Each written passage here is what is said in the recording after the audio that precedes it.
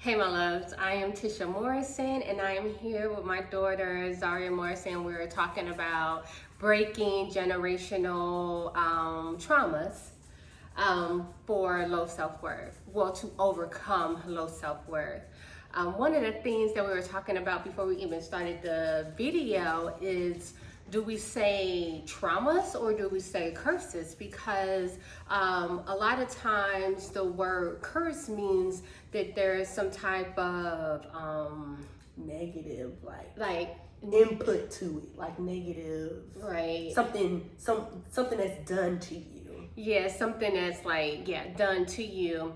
And we thought that the word, what Zaria suggested, the word trauma is better than the word curses, because a lot of times we carry generational traumas. Yeah. And that's the more appropriate word. You can also use karma too. Yep, generational karma. Because curse I understand because it's something that's being repeated, but I think of trauma and karma kind of just due to an event that just keeps taking place over and over in generations of different people. Right. So yeah, this is a very I know this is a very deep topic that we're excited to share, because in our family I feel like we have broken some generational traumas, and we're healing through some things that still was handed down to us from our ancestors in our family. Yeah. So Zaria has y'all don't see her notebook but she came with a list of questions about generational traumas. So yes, so I want to start us off, and y'all say the question, and then we kind of go back and forth on our opinions on it. But the first question is how to recognize generational trauma. So how do you even recognize it? I think the first thing that happens when you recognize a generational trauma is that it's a repeated cycle of something that you really don't want to have in your life. For example, if your grandmother experienced diabetes, and then your mom experienced some form of sickness or diabetes or something, and then now you are being challenged with the same thing that they encountered, that's a generational trauma. So it's something that is passed down to you from a family member or bloodline. Is something that is an issue in your family. Yes, I agree with you on that point too. I think it can be like you talk about the diabetes, something that's genetic, and also an issue like if your family has a repeated issue with poverty or low income or relationships. That's a big one. Like divorce, just can't seem to stay with one person, or if there's if there's conflict between family members, like father son that goes down the line, you see it repeated, in the same issue repeated. So I feel like, yes, once you tap in and recognize, oh, my mom did this, and her mom did this, and her mom did that, the recognized part is the first important part, so that you can be like, okay, I see what's going on. I see what's going on. Yeah. I see what's going on. So, the cycle in our family is drugs or alcohol abuse. A lot. Single mother. There's a lot of single mothers. My grandmother transitioned single. A lot of I would say violence. Yep, domestic violence. Just feeling like you gotta be a fighter. You're feeling like you have to be a fighter. What else? Low self-esteem. Too, in overweight issues. Oh yeah. Sugar is very addictive in our family bloodline. Temper too. Tempers. I get it.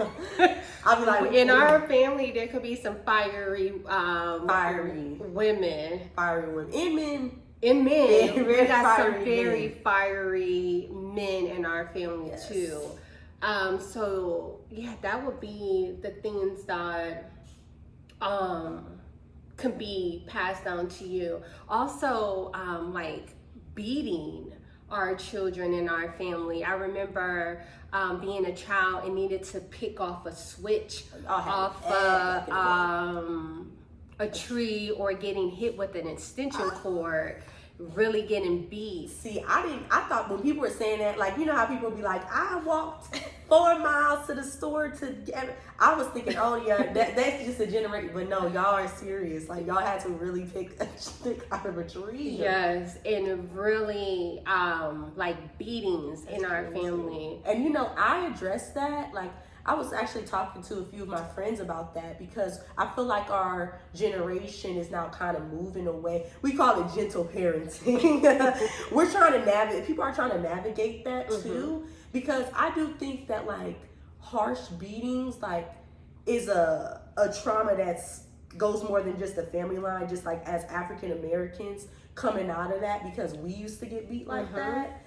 It's like trying to find a line between like being a gentle parent, but also having your child respect you. So it's like you don't want to be too hands off, but at the same time you don't want to be like you know. So it's like trying to find that balance. Well, your great grandmother, my mom's mom, is from Alabama, and I'm quite sure that there was a lot of things that she picked up from slavery, and seeing probably her mother or her grandmother getting beat or being disciplined. And I'm quite sure that my mom took some beatings as well, and it kind of just continued with me until you were a certain age. Really, Zoe was a certain age that I realized that beating you guys and being so angry, and you know, confrontational sometimes with teaching you guys the right or wrong, or what you should do or you shouldn't do. Really still working on controlling that anger, because I believe that when I was going into the transition of, hold on, I shouldn't be, you know, beating my kids or being so angry or yelling so much, is because I just realized that it's more of a control thing. And it's also what I pick up, I think it's also a religious thing for me. That's what I was thinking. It is a religious thing, because and I remember to address that. Like, I feel like me personally, and it's like different children have different personalities, and disciplining them, you have to kind of match the personality. Because my biggest thing was like feeling like y'all were disappointed. Like when y'all say I'm disappointed, that hurt more, because in my mind, I'm like, getting this beating is temporary. I'm gonna just go and do whatever I want to do after. If you create an emotional thing where it's like, no, this is where you're failing, then it's like, okay, it sticks with you more. And then like you were saying, it also does feel like a religious thing, because when you like different concepts in religion, not just singling out one, but it's like we're getting smited, or it's just more, it sounds like a parent talking to a child more than like God essence talking to you, you know? Like it feels so like you need to obey me. You need to, if you don't obey, or you're gonna get punished eternally. Forever. Punished. So yeah, I can see where that comes from. I think that certain parts of religion is man-made. So I feel like that's where that stuff comes from. That like that beating, that teaching, And coming out of that mindset, I think that I was challenged to communicate more. So it's not, I can't just force this beating, force this. I have to communicate, like talk this out, the why. And you know how I was raised, you couldn't ask why. That was like disrespectful. Yeah, don't lean on your own understanding. You couldn't ask why, like why am I getting beat, or why. It was more considered disrespectful. And not just like the why, but the self-expression too. Like I felt like I got beat harder when I was crying. Like it was like, don't cry, tighten up. we're beating you, but you're not supposed to have any emotions while we're beating you.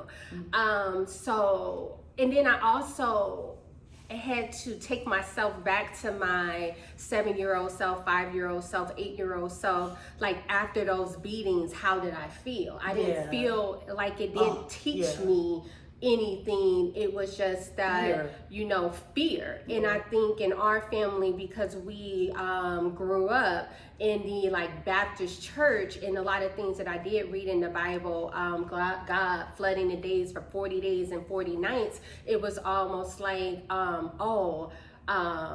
it's okay to punish your children. It's okay to beat them. It's okay to make them pick out a switch. And I never made y'all pick out a switch. No, we never did that. But it almost felt justified. Like my anger felt justified because of the things that, or how I interpret certain things that I was taught or learned at the time. Yeah. So, but we moved past from that. We now. Even with Dad, like it takes him a lot to be mad. It really does.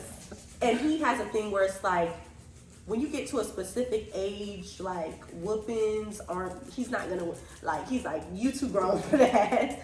And I think as we are going through life, like it's more of a conversation, like a dialogue, which I can appreciate.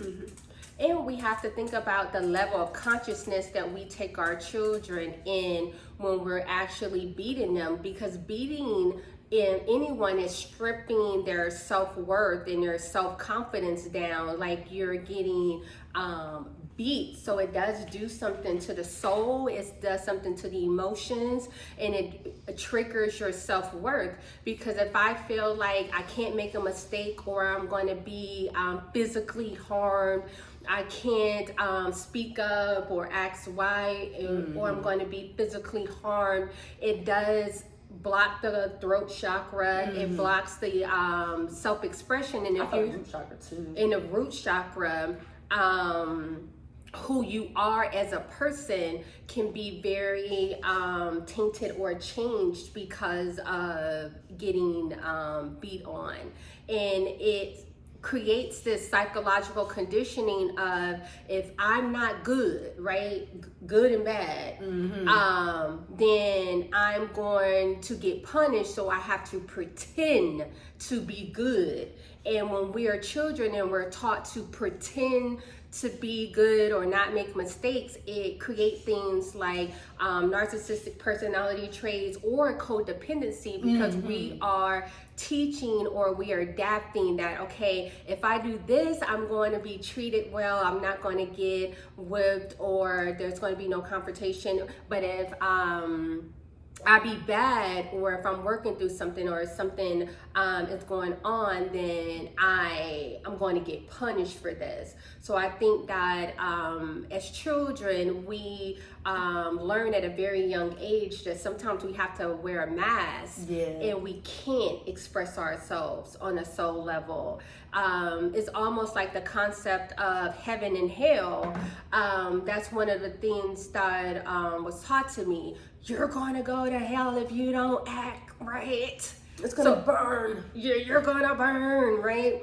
And when you have that psychological conditioning that, okay, if I'm not this, or if I'm not perceiving myself to be good, then there's going to be some type of isolation, punishment, separation.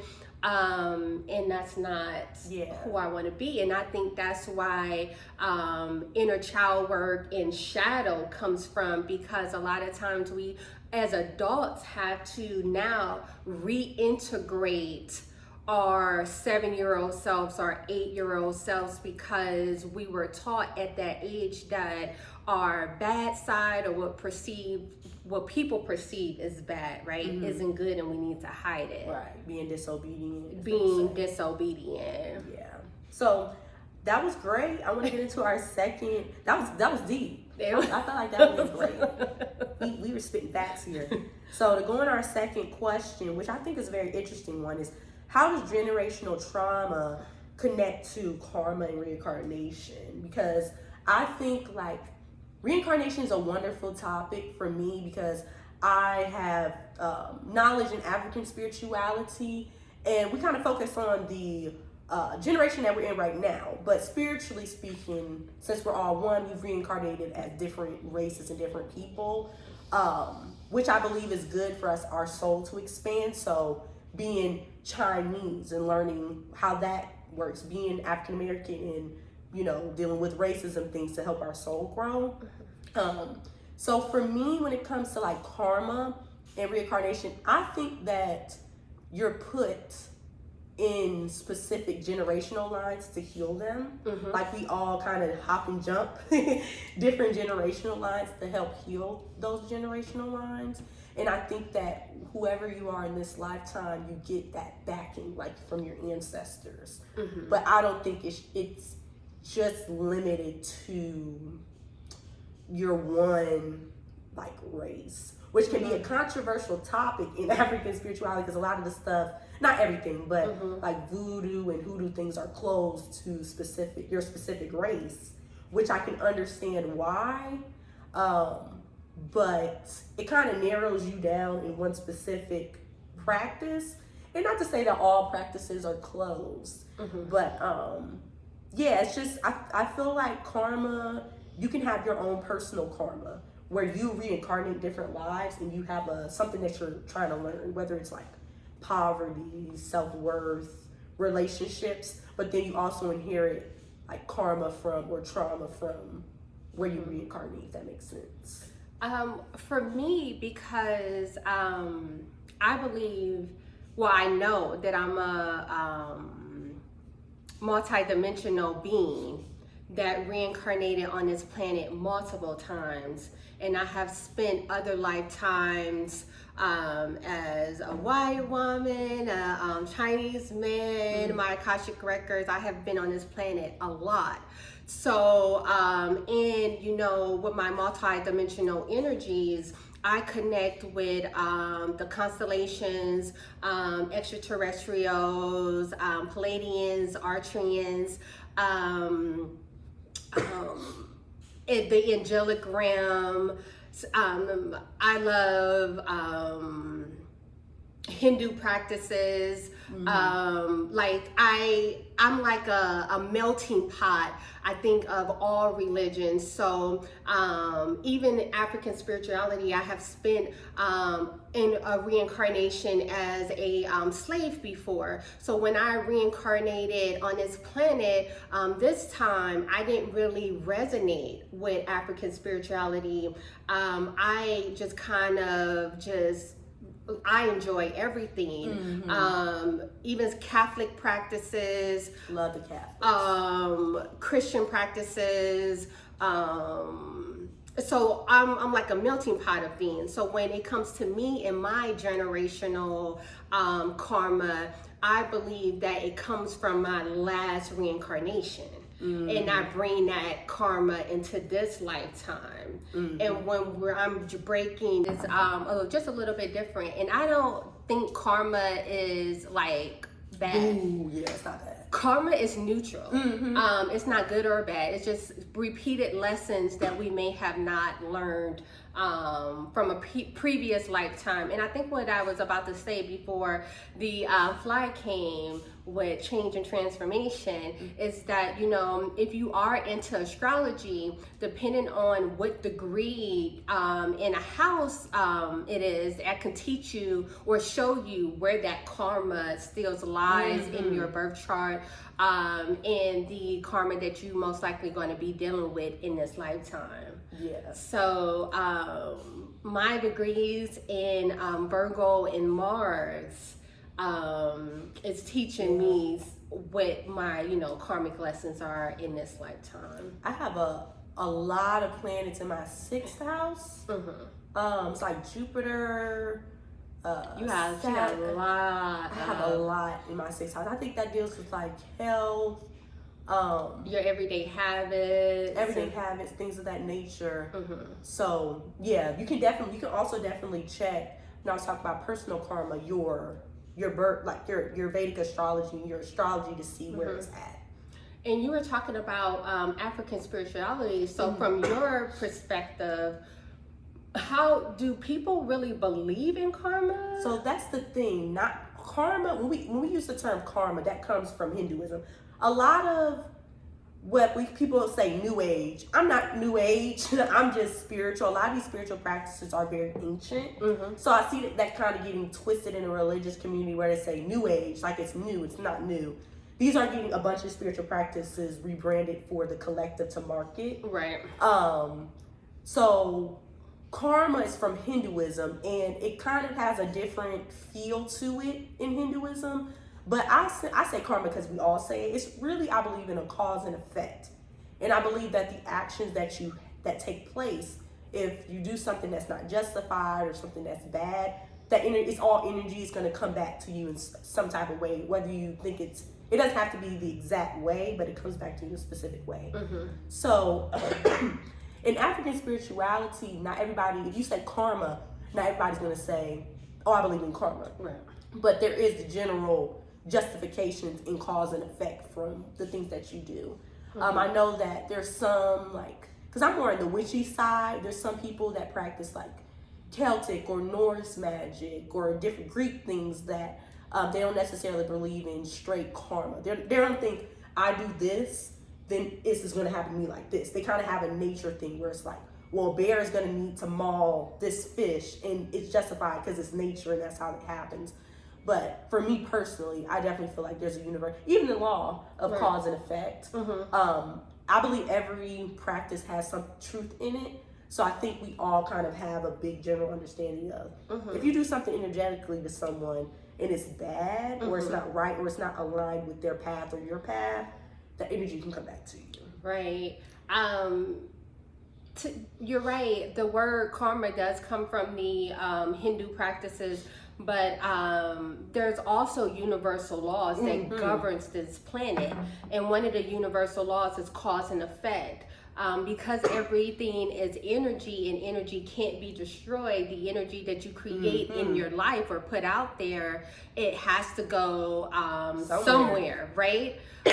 So even if you don't believe in karma, there are universal laws that governs this planet, governs the universe, really. And you know, no matter what religious or spiritual beliefs that you have, if I throw this cup, there's going to be some type of thing that happen in response of me doing or putting out an action. Right. So when it comes to like a generational trauma,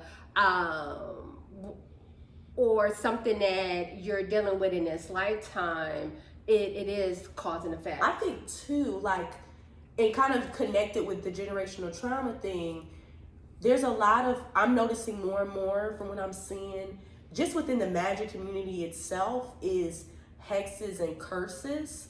And people, like I was saying, like, you know, when we say generational curse, like there are people that really try to curse your generational line, and you know, but that's, you know, the spooky side. But people don't realize is that if you're going out and you're doing hexes and things like that that aren't justified, because remember, in the spiritual community, those hexes and curses were being used against slave owners. That's why they're so, like, you know, vicious. They're for their survival, and we're using them over beef with each other over, you have this and I don't have this, or I don't think you deserve this, or you did this to me, or you stole my boyfriend, you slept with my man. So I'm gonna do a generational. I'm gonna go to the railroad, call on, like. Oshun is tired of these women using her energy to go, what 3 a.m. go to the crossroads, call the crossroads kid. I'm like, did they try to, like, what's going on? But they don't realize you're building that generation. You're building that personal karma for yourself and for your descendants. Right. Because that energy, if it's not justified, it's gonna return back to you. But people don't think, because they're in their brain like it's justified. I think what happens is they create a justification through a delusion of what's actually going on. And my sisters in the hoodoo voodoo community, what happens sometimes is that you go into a practice and you realize how powerful it is. Ooh, and that it actually works, and that magic has responsibility. And if you're a woman who is unhealed, low self-worth, low self-esteem, you're in competition with other people, whatever the case may be, you feel like you have this power to destroy other people, not realizing that there are universal laws that governs this planet. And a lot of times people, let me go back to what you said about originally hexes and curses was for slave owners. What happens is when we were enslaved in our mind, our body, our souls, we were gifted with tools from Mother Gaia, herbs, animals, different things that we can use to protect ourselves. And then what happened is we forgot that we originally was just protecting ourselves, and we started to use this magic and this tool against each other. And really bringing our community down and other women for whatever reason. And that's how, things backfire and people end up ruining their lives, misusing this beautiful magic that was gifted to us to protect ourselves. And it's... I say, especially in the voodoo community, like, people doing the practices that aren't initiated, people doing stuff. The reason why it's closed is because it's so powerful and you need to know what you're doing. If you don't know what you're doing, stuff gets messy for you. And then you'll see people running like, oh my gosh, this stuff, somebody, this stuff. It's just, no, you just came in and you weren't doing things right. You're not initiated into voodoo or Ifa. You're trying to work with specific orishas to do specific things. It's like, no, there's a communication. And I think of it like with religion. Like, there's certain rules within religion, right? If you go and you do certain things in a way that a Christian person wouldn't do it, they'll probably be like, hold on, you're not doing this right. This is why your prayers aren't getting answered. So I think it's with anybody. Like, you have to have, there's certain like rules or things that you just need to understand and know. So I think, it's up to the person, depending on like how close to a organized structure you want to get. Because people forget, voodoo's a religion, hoodoo's more just a practice. So the more you get into a practice, you have to understand it also has rules and things of that nature. And then when we talk about generational traumas, misusing magic, a lot of times, we have our avatars, because I look at our reincarnation as, okay, this is my physical avatar in this lifetime. When we interact with different people perceive our avatars in different ways. And sometimes that's spiritual protection, because somebody may look at you and be like, oh, you're beautiful, I love you. And another person may look at you and they just don't resonate. That's fine, right? What happens is people look at other people's avatars and they try to hex that avatar or curse their avatar, and don't realize that that person may have reincarnated on this planet multiple times. They may be an earth angel, a star seed, they may be I don't know, it's some spiritual being that reincarnated multiple times and just wearing the avatar. Now, sometimes even when you are a high-ranking spiritual being or a star seed, whatever the case may be, your avatar may not have been initiated and went through a spiritual awakening, so you may still be in your shadow. So Yeah. just because You're someone spiritual. is a stripper, sex worker, whatever the case may be, do not mean that they're not spiritual. Exactly. It does not mean that they're not an earth angel. It may just mean that in this moment that they are still operating through their shadow and they have not went through their spiritual awakening or soul enlightenment, that initial purging of the negative energy where they're more operating out of their love and light.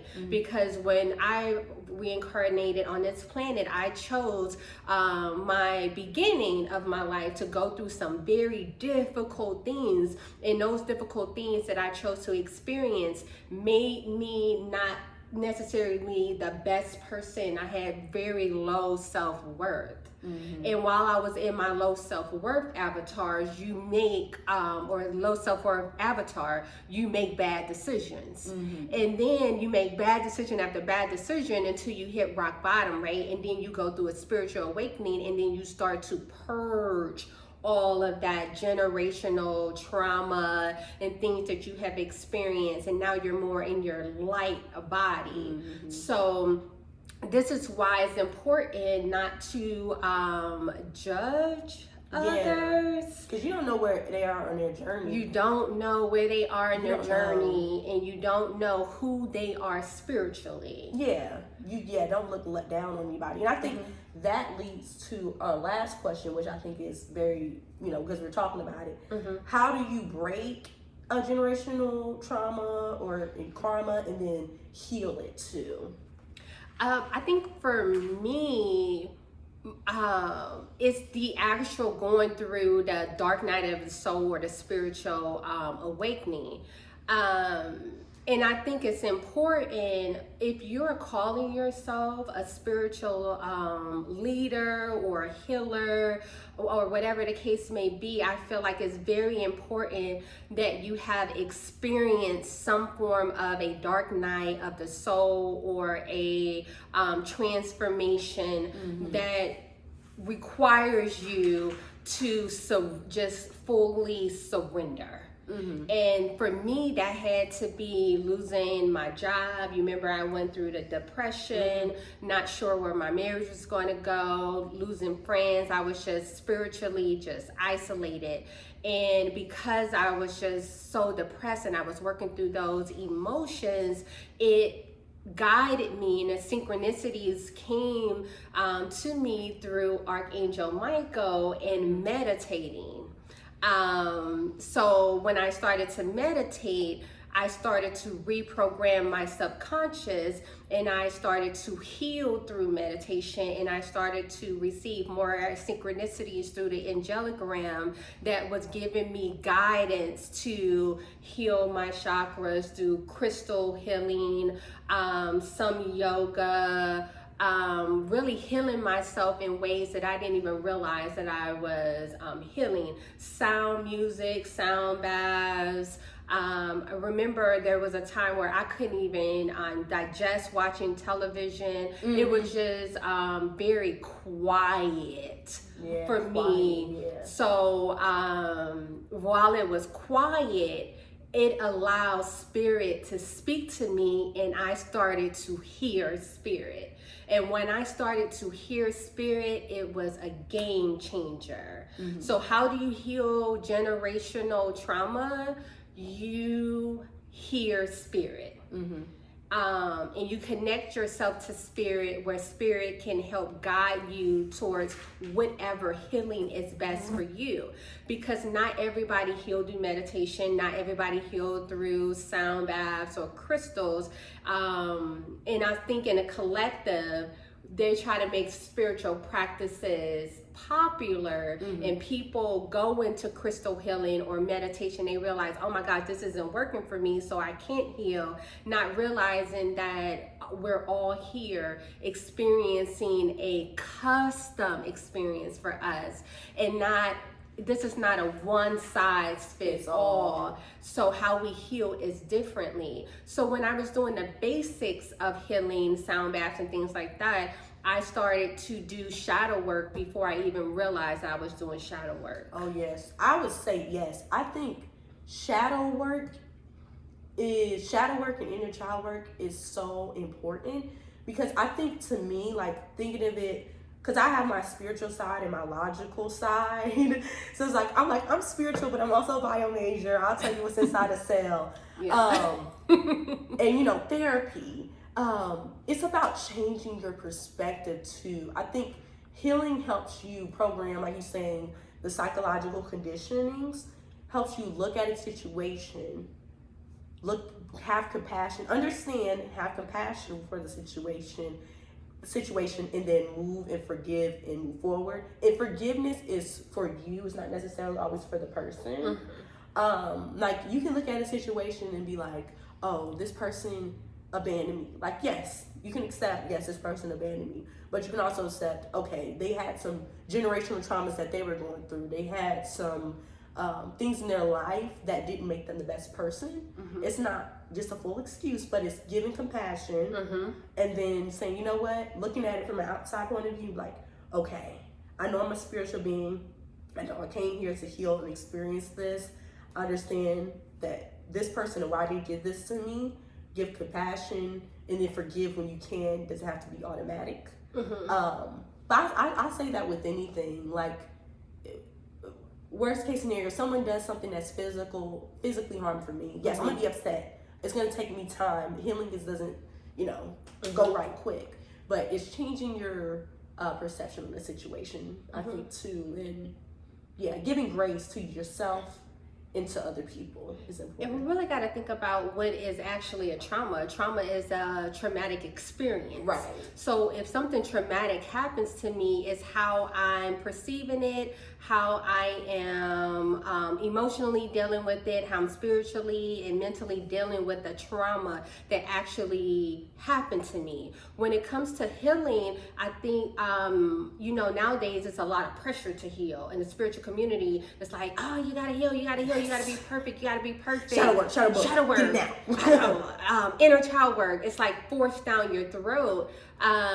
If we simplify things, it will make it easier for us to actually transmute the energy and heal. So healing for me is being able to take that trauma or that experience and use it for your good. It's not working against you. It's not a trigger. It actually worked in your favor. For example, I was molested as a child. How, if you're having a conversation with someone and they're like, you got molested or abused, how can that actually work in your favor? It worked in my favor because I had to go through the process of feeling violated, feeling disgusted, feeling shame and guilt around it. Face that shame and guilt, transmute that energy and say, you know what, this happened to me to make me a better person, to allow me to be able to process and see shame, to help me heal, my root chakra, my sacral chakra, and also assist other women who also experience that form of shame, guilt, or experience that they had, being able to say, you know what, this happened to me, well, this happened for me, not to me. So if we go out through life thinking that these bad things are happening to us and we're victim, or we take on that victimization avatar or persona, that actually that experience is working against us. But if we say, you know what, I'm not a victim, that happened to me, that hurt, but this is what it taught me, and this is how this lesson is going to, or experience is going to make me better, or has made me better, then you just become a better person. Experiences makes us better humans. So yeah. And I add to that too, because for me, spiritually, I kind of have a different perception on that. I know that people are like in the spiritual community are like, I think was popularized by, was it Dolores Cannon, that we pick our lives and the things that happen to us. From my standpoint, I think that sometimes, because we have that law of polarities, that sometimes bad things just happen. I don't necessarily, my perception, I don't necessarily think that everything is like pre-written for you. I think sometimes bad things happen, and but you can transmute, the law of pressure is transmutation. You can transmute that energy. Because I think sometimes if it comes to like victims of like traumas where it's like a perpetrator that's doing something to them, they're like, well, how did I pre-plan? Why would I pre-plan this? But I think it's also a perception of, even if you don't understand where it came from, the energy still has to be transmutated. So I think, yeah, sometimes bad things happen, but you can transform your perception, like you were saying before. Transform your perception on it and grow, because every experience helps you learn something too. It does. Do you have any other questions? That is the wrap up. I think we had a really good discussion. Oh, you know what? What is the difference between shadow work and inner child work? Oh. Because I think people get that mixed up too when it comes to breaking generational trauma, healing. What do you think about that? Shadow work, that's a good one. For me, inner child work is, I think of them as different, like spiritual essences. Like your inner child is who you were when you were a child, right? Going back into that mindset of being, 5, 7. There's different things, like if you live in a you had a low income childhood or poverty, you didn't get to experience the Barbie dream houses. You didn't get to experience that. So when you're older and you can, being in that energy, like when you got your bike. Yes, when I got my bike. Did you ever have a bike? So I'm the oldest of 6 kids, and we were very poor. And a lot of times when we were in neighborhoods, we had to borrow other kids' bikes and skates and things like that. So no, when I was younger, I never had a bike. I always wanted one, and the little kids around the neighborhood would ride the bikes, and sometimes they would let me ride the bike. So me healing my inner child when it comes to poverty, when I got my bike is like it for me. It's like healing my childhood self that had to sit and watch other kids have fun, while I had to like wait or babysit my younger brothers and my sisters. So it was like, man, I have something that I really, really enjoy doing.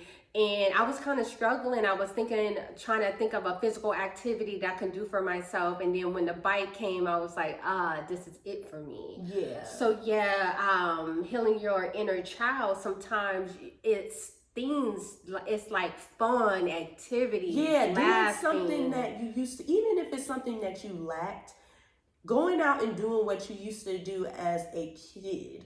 Like recently we have a mountain in our it's like a mountain in our neighborhood, and I used to be on the mountain like almost every day. It was just being up in the elevation, and I always used to like talk to trees and stuff like that. And we're more spiritual when we're kids, but that kind of gets like pushed down by society and different religious practices and things of that nature. But going back up out in nature, and different things like that, and just being there playing. And then when it comes to the inner child, and what I teach my clients, it's the state of mind or the age you were in as a child when a trauma actually happened to you and triggered a soul separation. Couldn't have said it better myself. So when we're talking about healing, really it's integrating the parts of the soul that was fragmented when an experience happened to you. Yeah. So when we talk about inner child work, is really integrating that experience that happened to you as a child in healing your 8-year-old self or 9-year-old self by revisiting the experience or some type of activity or something that take you back to that age when you're experiencing something. Like when I was in high school, I really didn't have clean clothes sometimes, and that was very traumatizing to me. So when I became an adult and I can afford beautiful fabrics or things, it's like, okay, I'm feeding this inner child that had to go to school in dirty clothes and, you know, not having some of the things that I needed at the time. But when we talk about shadow work, yes, we're talking about your shadow, what you perceive is not a good part of your essence or yourself. And our shadow is what we hide, what we mask, either your jealousy, our anger, the negative thoughts, negative thoughts in your head, how you feel about yourself, how you feel about other people. And when you're doing shadow work, you're really integrating that part of yourself that you perceive is not good. At least that is for me. Other spiritualists or spiritual leaders may perceive it in a different way, but in my reality, when I do shadow work, I'm going to that Tisha that felt guilty, that felt shame, that felt anger, and I'm saying, you know what, it's okay, Tisha, to be your angry self. It's okay to be your hurt self. And I integrate that back into my soul. And then she feels comfortable, not like she has to mask, fake, being perfect. I can feel good and great being my full self. So that's what shadow work is for me. And shadow work is, it can get deep. I feel like shadow work for me is similar. Like, people kind of demonize their bad side, and we want to separate. Like we talk about sin, how we want to separate that. And I think that, or I remember in the beginning, this is why I have to be careful with New Age spirituality, y'all. I have to really research. In the beginning, we were talking, remember people, it was a big thing to talk about ego death. Oh, yeah, the death of their ego. Anytime, that was so toxic. Anytime in a practice, if it's telling you this, to separate something within your soul is bad, whether it's twin flames, all that stuff. All that stuff is so your toxic. soul is not separated. I think when I think of the universe, I think that it's or God, neutral, good and bad, or what we perceive as good and bad. It's good and bad. Balance. It's a balance. So you want to replicate that. I think that, like you said, integrating your shadow. Your shadow, like I said, it's all about your perception. Your shadow can also, it can, with the inner child working, kind of intertangle, because things that happen in your childhood can inflate your shadow self, or why it does the things that it does. And you just say, okay, if your shadow was a person, how would you talk that person through therapy? How would you let that person know, hey, this is the reason why you're doing this. This is the reason why you're doing this. Oh, I abandon people in relationships because I was abandoned, or things of that nature. Because once you know the why, you give yourself grace. You don't even, like, you're giving your shadow grace, you're giving your whole self grace. So that way the shadow feels like, okay, I don't need to be trying to, because your shadow is trying to protect you. That's the thing. People think it's just, it wants my downfall. No, it's your guard, it's your protection, it's that root chakra that's damaged, that feels like, it's like a dog. If a dog is injured and you try to pet it, it's going to try to bite you. Not because I just want to bite you. It's because it's trying to protect itself. So when you tell the shadow, you don't have to protect yourself anymore. We're okay. Then it comes back together. And it's not always, people think it's like, okay, my shadow's healed. I'm all light now. No. She's going to come back. Somebody going to say something somewhere. You're going to be like, you're gonna be calling up Diamond. Everybody nucking a few bucks. And sometimes your shadow needs to come out a little bit. I'm not gonna lie. I love my shadow. She needs to my come shadow out. Loves trap music. My shadow loves my shadow likes sugar. She be like, ooh. But yes, it's to me, spirituality is all about balance. And when if you're not balanced, that's where the issues can come through. So generally yourself, your generational line, your family, if there's not a balance, that's where the problems come in. It's the universal law of polarity, and it's why so many people in a collective wear masks and they lie and they pretend to be people that they're not. Is because of these psychological conditionings that teach us that we have to be perceived as good. Or that we're, not going to be accepted. We're not going to be confirmed or about, 444. Oh, I love it. That we're not going to be accepted by society. So when it comes to shadow work and your ego, you want to integrate it. You want to become aware of it, aware of the triggers, heal that, and integrate, not push any parts of your soul away. And when we talk about the twin flame phenomenon, whatever, I felt like that was the biggest trauma on our generation, where these women, when I talk to my clients and they have any type of conditioning from that knowledge that came from, what is her name? She made it famous. Elizabeth, I forgot. I did research on it, but I forgot her last name. It actually became famous because she wrote a book about it. It has been a downfall of a lot of women healing and being able to move forward from toxic relationship cycles and karma. Sometimes spirituality can really work against us if we don't know who we are, and if we're trying to push things away from ourselves. So when we go back to generational karma, one of the deepest generational karmas, I think, in a Black community is that we're single women, we're on welfare, we are dating men that are non-committal, we're just having kid after kid after kid, creating more broken homes, more conditionings of low self-worth and feeling unloved, and not having a balance in our homes with masculine and feminine energy. So even with you and I, in the beginning when I was 19 and I had you, I was in an extremely abusive relationship, and breaking that generational cycle of being married in a happy, loving, healthy relationship really required me to heal my self-worth, to feel worthy of a man that is not only beautiful but abundant and loyal. Because sometimes a blessing can happen for us and we can work against our blessing if we're not healed. And with our cycle of the women in our lives,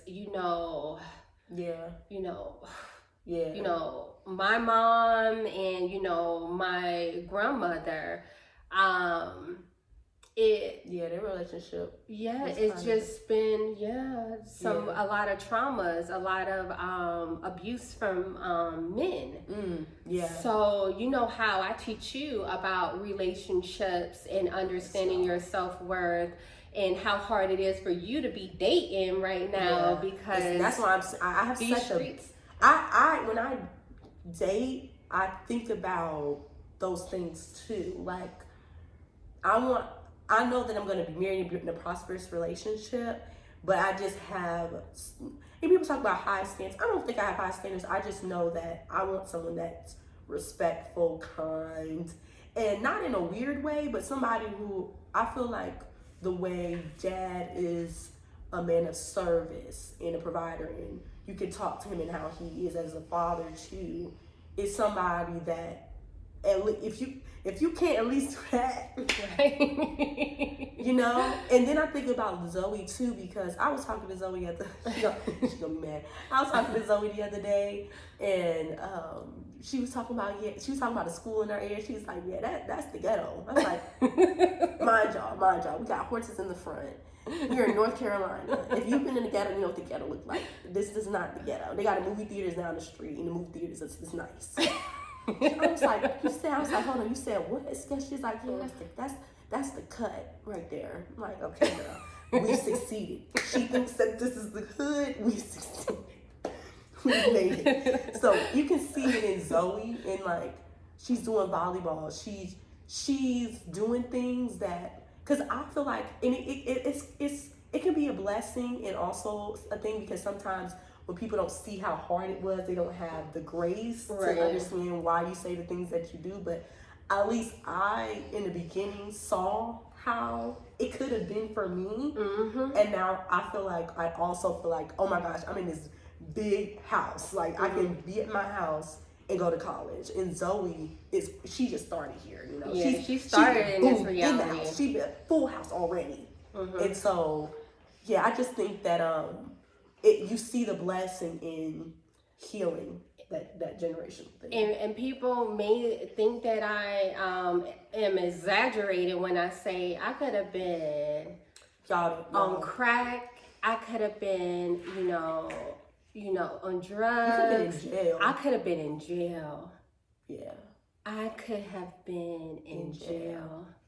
If my path didn't go the way that it went, I could have been a single mother, still on welfare in Cleveland, not loving herself, probably doing God knows what, maybe in jail, unhealed, fitting into my family that is not the healthiest. It just wouldn't have been good for me if I really didn't take the time to transmute and heal that energy, that trauma that I experienced.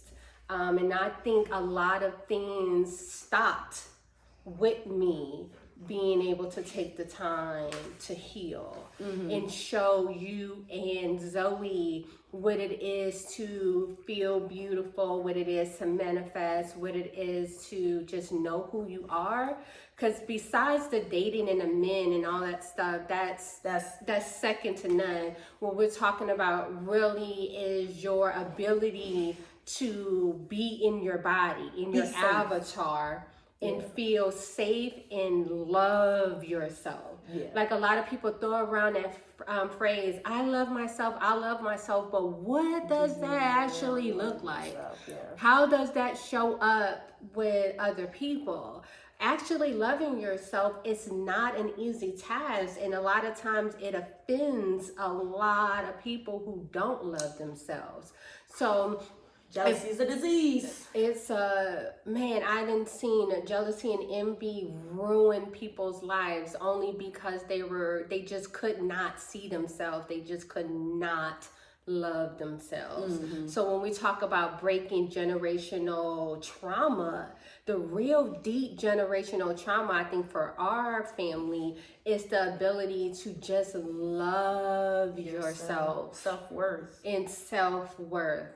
Because when you have self-worth and you love yourself, there's certain things that you wouldn't do to throw your life away. There's certain things that somebody said this to you in the street, that doesn't mean you need to do this. Right. It's just, and even with all the different people in our family, it's, you know where it comes from. You know where it comes from. And you have to have grace, but you also are like, I gotta break it, and if I have breaking it means that I have to let some people go.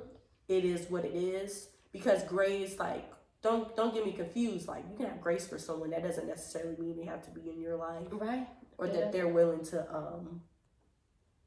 talk and have the conversation. Because if some people aren't even willing to have the conversation, you're in your own bubble. That's okay. I'll show you grace. But I'm gonna be in my bubble. I'm gonna be in my peace. So, honestly, to wrap it up, your generation of women. Yes. Like, what would you tell Oh my gosh, them? I have so much. Or just I'm just spinning, but I feel like for us, our generation, and I don't mean to sound like a peace, but like loving light, sexual purity. We have to work on our self-worth when it comes to sexual relationships. I have seen so many people in our generation, because I understand that sex is demonized, and so you kind of feel like, I need to rebel against this. But I think that the people that you connect with energetically, when you have sex with different people, that you do energetically connect with them. I used to think that, whatever. But I can see, like, my friends, like my one friend would, be in these different relationships, and with people that were just unemotionally unavailable.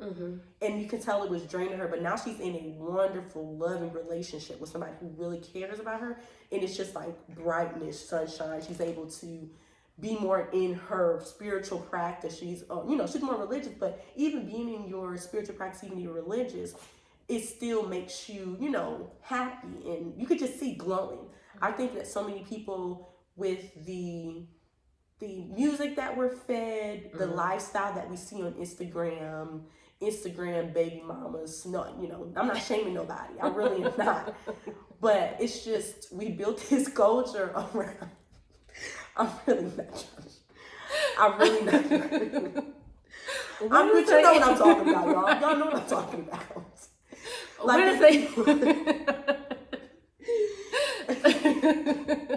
know what I'm talking about, y'all. You know the type of people. I'm not gonna name names, but y'all know what I'm talking about. Right. You on Twitter and you're like, oh my gosh, them again? Like, what is going on?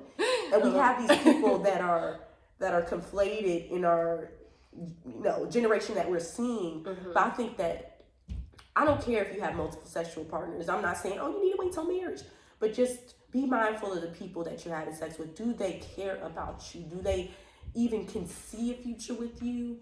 And going from there, I just feel like it's so damaging in all of these. If you're going to be in a relationship and have a child, just at least be with someone that you can trust. I'm not saying you have to be together forever, but all of these broken homes that are happening. And it's not just women, it's men are attributed too, but I'm just saying girl to girl talk. Girl to girl. We need to think about these people that I feel like there's so many women that are having babies before they get married, not realizing that is a generational trauma. Yeah. It's a generational trauma for your child. It's a generational trauma. If let's keep it all the way real. Since we're talking about this, let's keep it all the way real. When first having a child is a financial commitment, it's like a business decision, right? Yeah. It's a life-changing decision that changes everything. And then you're bringing a child, creating a child in the reality that you already created for yourself. If you can't feed the baby, you don't have a baby. Listen, that's what Mike said. What's happening is that women are dating men, they're falling in love, they want to be with this man, so they are having children without a solid commitment. It's almost like making a business deal for $1 million and no one signed on the dotted line but yourself. Yeah. So you're taking on that responsibility because you're in a state where you're still either dating or whatever the case may be.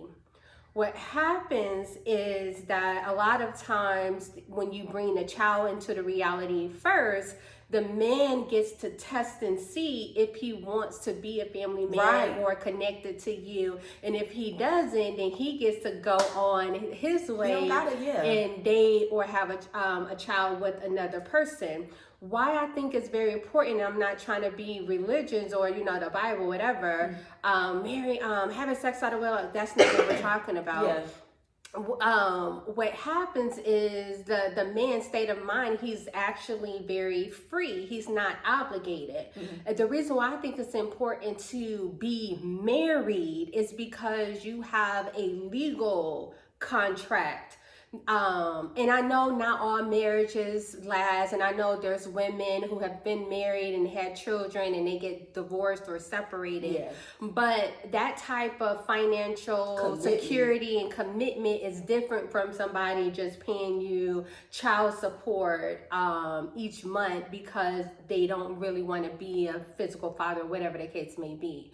So I think that if we're truly being honest with ourselves and healing generational trauma, one of the biggest generational traumas is setting our children up for success. Yeah. And we set them up for success, even if we are unsure what is going to happen, by giving them the best opportunity to have masculine and feminine energy, a healthy, loving relationship and stability when they come onto this earth or come to this planet. And what's happening is women, for whatever reason, either out of desperation, wanting to feel love, money. A lot of women are getting pregnant and having children. Let's keep it real, for money and financial support. And I think that's why I'm the oldest. I mean, there wasn't child support back then when I was a child, but I don't know why my mom continued to have children by that's actually interesting, but we were poor. That's interesting, because I was writing a paper about it for my reproductive justice movement class. It's something about the programming of In Your Thoughts of like, because they were interviewing like Black women, because we have a high rate of unplanned pregnancies, and I think it may come from like religious views or just because you have lack of resources and knowledge on certain things about sexual education. They kind of just like, well, if it happens, it happens, which it's a weird way to give an explanation, but it's like a fatalism concept that I was researching about how you just kind of are just, you get in a cycle and a disillusion, because if you are born in poverty, then you're already creating a cycle for that child to be in poverty. And now, what happened to me. I was 19, 18, 17 having sex. Was too poor. We didn't go to the doctor on a regular. Yeah, that's a big thing. I didn't have birth control. I have no knowledge of birth control. And then now I'm 19 and I have a child, and still with no resources and things like that, or education. But what happened to me, I'm like, oh, hold on. I had this child. I can't take care of her like I want to take care of her.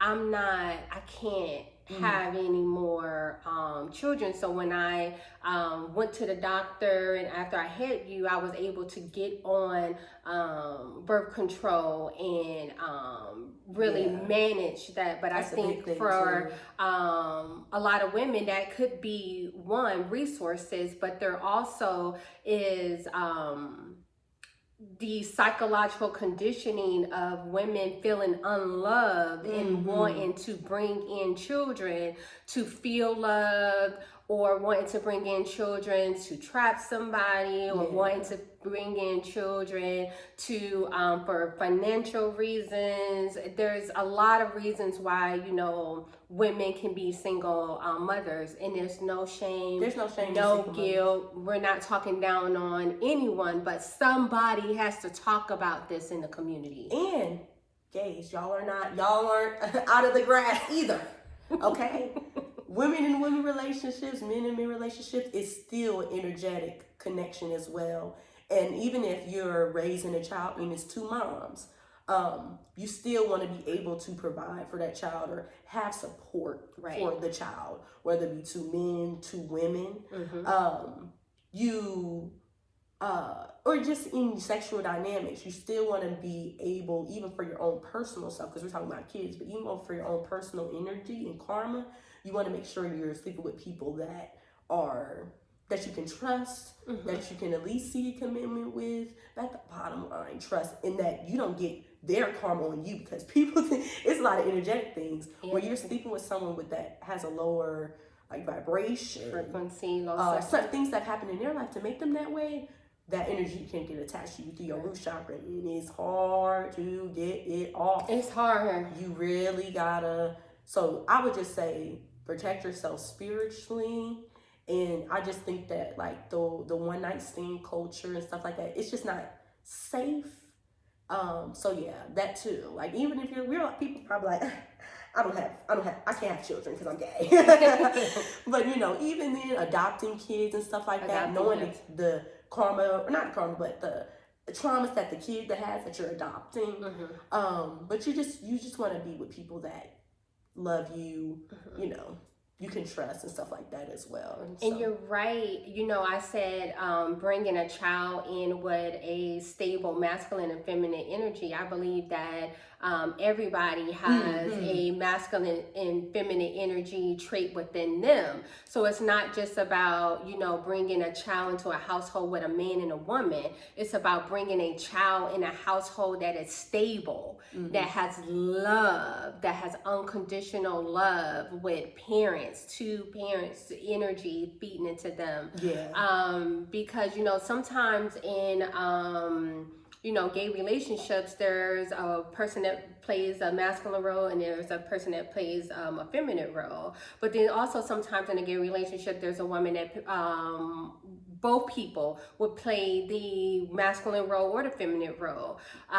It's just about giving these children the opportunity to come up in the best environment that is going to nurture them mentally, physically, and emotionally. Because coming into broken households or just dating somebody for a year and a half or 2 years and then trusting that person enough to bring in a child with them, it's not the best thing to do, because children really are like, it's their child. You are building the person that that inner child work that they might have to do in the future. Yeah, you could be really traumatizing a child. And I'm not shaming anybody for being in poverty, but I just feel like it's because we were debating about that in our reproductive class, and I'm staying firm on, like, if you are in poverty, I personally wouldn't plan, at least, to have a child in that environment. I know that doesn't always work out that way, right? But I just want to set my child up for success. Or I feel like waiting, like I'm going to wait to have, if I have a child, obviously I'm not going to have no kids, but y'all know how life goes. To plan so that I'm stable, I have, psychological, mental stability and patience. And I feel like I'm working on all that right now. I don't have the best patience. So I don't think me having a child right now would not set the child up for you know what I mean. You had both experience. You had me as a single mom and me as a married mom. Yeah. I feel blessed that that everything happened how it happened. I feel like my childhood was still fun. Yeah, I had some good fun. We were ghetto, but we were ghetto, but we had some good memories, and it was a village. There's people that were willing to help and things of that nature. And my narrative when I was a child was my mom is getting her degree. I was getting my she's working hard to do what she needs to do. So yeah, even for me personally, it was never like, oh my gosh, she's gone, she's this and that. I was like, okay, she's working to get her degree. And then when we moved to North Carolina, that was a big change. And I just feel like with Dad too, because I've known him my whole, my early life and things of that nature, it's just, I feel like it was the best possible scenario for me, because I could just see myself as a totally different person.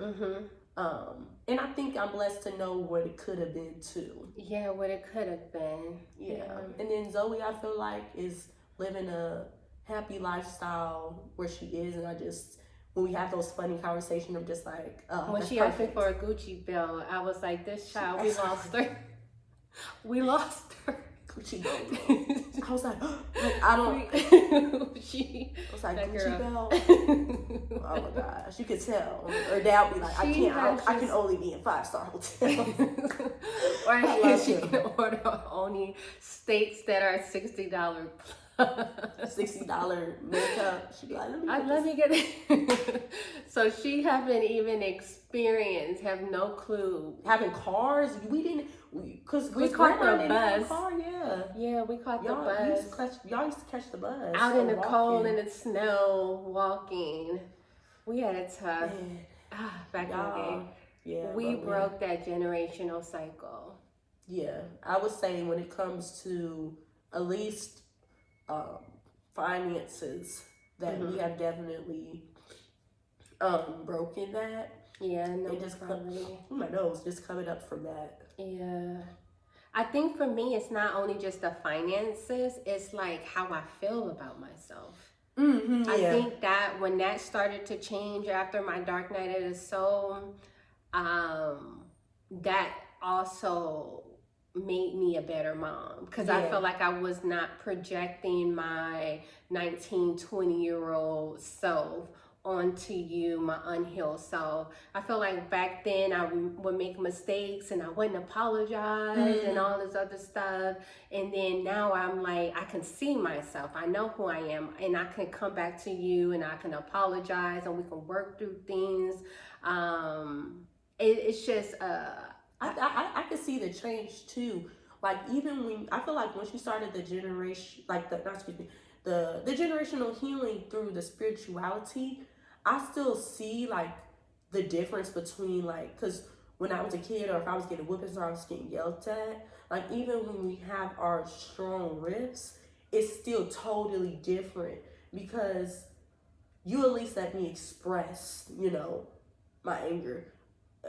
yeah. If I, if, if I, if I would have did anybody, everybody, if I would have gotten, how you can Beat break, that kid out. like, Yeah, I definitely feel like I can express right.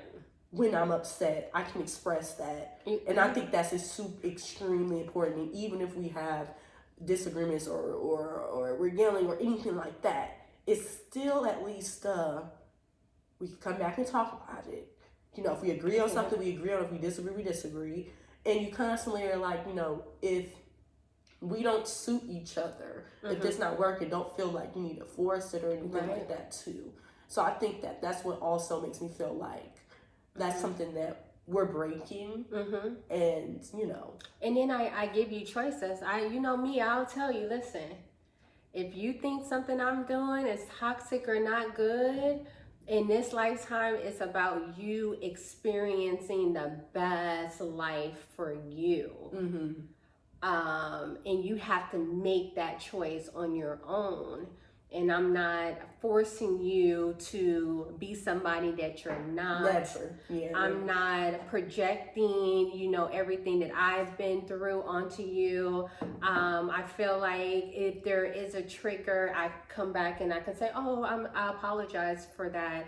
And that also in our generational traumas, or healing our generational traumas, we both went to traditional therapy. So not only on top of spiritual practices and healing and like meditation and shadow work and inner child work. Remember, I have reincarnated on this planet plenty of times, so I utilize everything, traditional things and spiritual things. So I think everything is valid in our spiritual healing. So you're still in therapy. I went to therapy, went to marriage counseling. Zoe went to therapy. So we're very open and accepting too. I would say that you guys are open and accepting of me, and I never felt like, even when I was coming out, like as bisexual, like I never felt any disdain or distaste or anything like that. It's always wanted to, even with Dad, like if there's things he doesn't understand, he'll come and ask me about it. But I just felt like I was free to express myself. I feel like, because I'm a very expressive person. So yeah, like then certain households you couldn't get a piercing or changing your hair or expressing your anger or frustrations would be, or even demonized. with your religious beliefs or your spiritual beliefs. Like I said, I'm not into African spirituality. Although the Orishas love me, I reincarnated on this planet plenty of times. Shout out to Oshu, Yumia, the Orishas that love and support me. But I'm not fixated. No, I don't want to say the word fixated. I'm not just here to experience the practice. But when you decided, okay, this is something that I'm interested in, I wasn't, like, oh no, you should do this.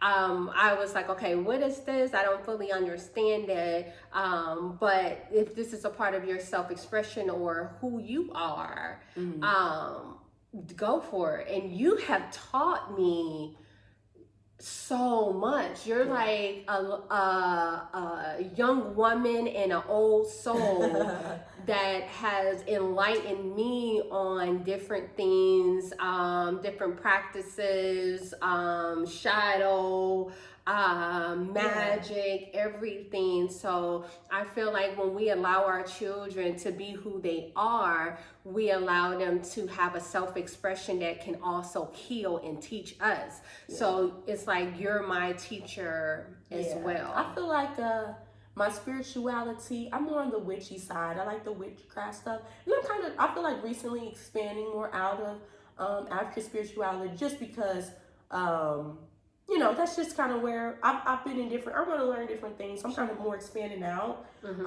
I can definitely respect it. It's a beautiful practice, and you want to feel comfortable in specific areas.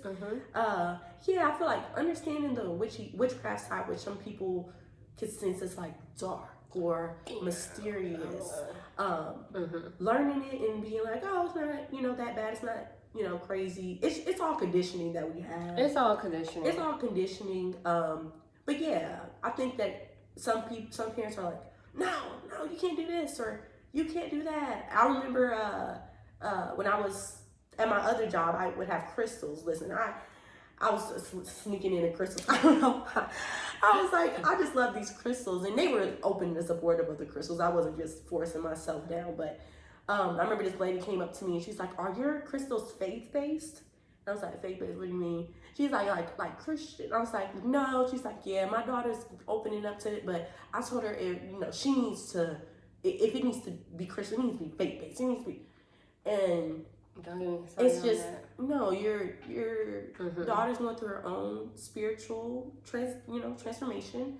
I think sometimes people are scared because they have that punishment of hell, of course, but they're going through their own journey, and you can't control. You can tell them as much as you can, but at the end of the day, they're going to do it or they're not going to do it, and you can only teach. When people try to control it, just. I think also that's a generational trauma for me because, I was forced to be a Christian. I didn't have any other option. I was either going to go to a Baptist church or be Christian, or I was going to hell. Yeah.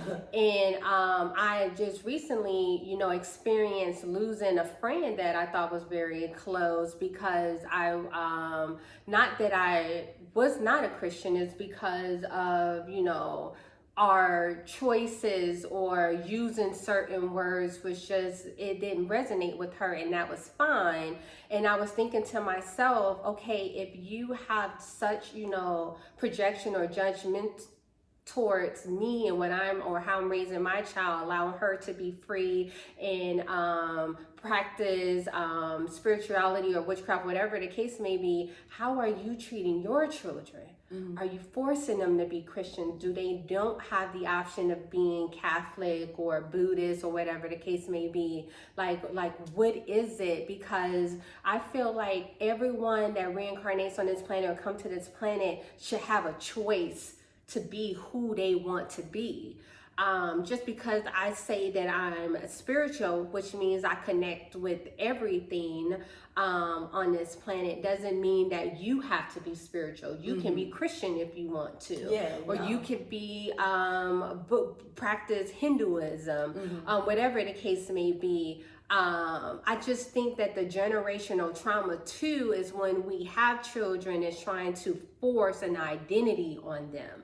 You have to look like this, you have to dress like this, your hair has to be straight, or you're not going to be accepted. So yeah, I'm very grateful being in different communities, even in the gay community. There's people's parents that are not accepting of them, y'all, and it's so sad because it just diminishes them. And they go and sneak and they do it anyway. Anyway, they're going to get their listen.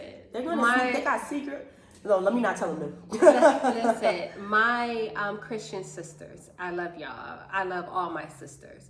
If you have children and they're into getting crystals or readings, whatever the case may be, and you go against it so bad hard to put it up, don't do that, that's demon, please believe they're gonna do it anyway. they're going to figure out or do it anyways. So it's best as a parent to allow your children to explore different things to see if it actually works for them or not. Yeah. Because you're actually coming out of African spirituality, realizing that it may not be the best fit for you, but you had to experience it. Yeah. If I would have said, no, that's not good, voodoo practices, it's not, they're demon, if I would have came like that, you would have been like, well, I'm going to do it and get education my own way. Yeah. And I felt really grateful that I just kind of allowed you to have that experience and not allow other people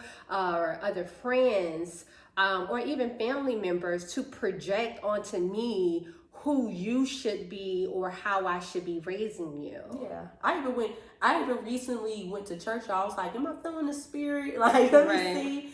And it was very supportive. You and Dad, like, you know, figuring out your journey. Does this fit for you?